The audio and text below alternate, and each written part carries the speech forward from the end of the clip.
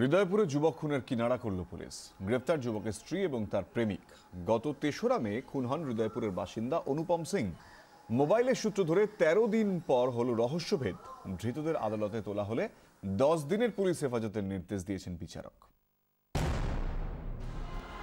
কাজ থেকে ফিরে ঘরের ভিতরে সবেমাত্র ঢুকেছেন ভ্রমণ সংস্থার কর্মী অনুপম সিং।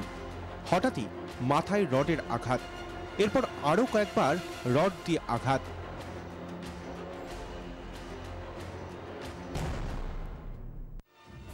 পরদিন অনুপমের রক্তাক্ত দেহ উদ্ধার হয়।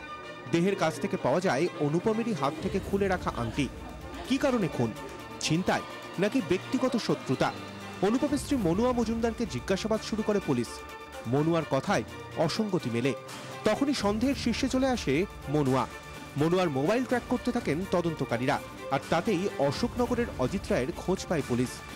যখন কমিশনটা হচ্ছে, ক্রাইমের কমিশন যখন হচ্ছে, তখন এই যে মেয়েটি, মানে যে মারা গেল তার ওয়াইফ, সে ওভার ফোনে সেটাকে পুরোটাই মানে নিজে শুনেছে বা এটা শুনতে চেয়েওছে। অনুপম মনুয়ার বছর ৮ সম্পর্ক। এর মধ্যেই অজিতের সঙ্গে সম্পর্কে জড়িয়ে যায় মনুয়া। দুই সম্পর্কের মাঝে দাঁড়িয়ে পরিবারের চাপে বছরখানেক আগেই অনুপমকেই বিয়ে করে মনুয়া। পুলিশের দাবি, এই সম্পর্ক থেকে বেরোতেই অনুপমকে সরানোর ছক কষে ফেলে সে। পরিকল্পনা অলমোস্ট 1 মান্থ আগে এটা ওরা ঠিক করে যে একে সরিয়ে দিতে হবে। তারপর বিভিন্ন সময় ওভার ফোনে বা ওদের সাথে যখন দেখা সাক্ষাৎ ওরা করেছে, তখন এটাকে আরো ওরা মানে কংক্রিট রূপ দেওয়ার মতো করেছে, এবং ওই দিন যে ওরা মার্ডারটা করবে সেটা ওরা ঠিক করেই করেছিল। আমরা ফাঁসি চাই, এরকম নৃশংস মৃত্যুর ফাঁসি অবশ্যই হওয়া উচিত। আর আমরা চাই এই অপরাধীদের কড়া শাস্তি হোক। অজিত এবং মনুয়ার ক্রিমিনাল মানসিকতা দেখে তাজ্জব পুলিশ কর্তারাও। তদন্তে পুলিশ জানতে পেরেছে, অনুপমকে খুনের সময় অজিতের মোবাইলে কান পেতেছিল মনুয়া। শুনেছিল বাঁচার জন্য অনুপমের শেষ আর্তনাদ।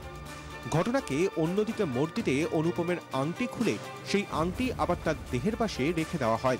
পুলিশের নজরদারি ঘোরাতে বারবার তারা নিজেদের অবস্থান পরিবর্তন করেছে। ধৃতদের 10 দিনের পুলিশ হেফাজতের নির্দেশ দিয়েছে আদালত। দীপঙ্কর দাসের রিপোর্ট, 24 ঘন্টা।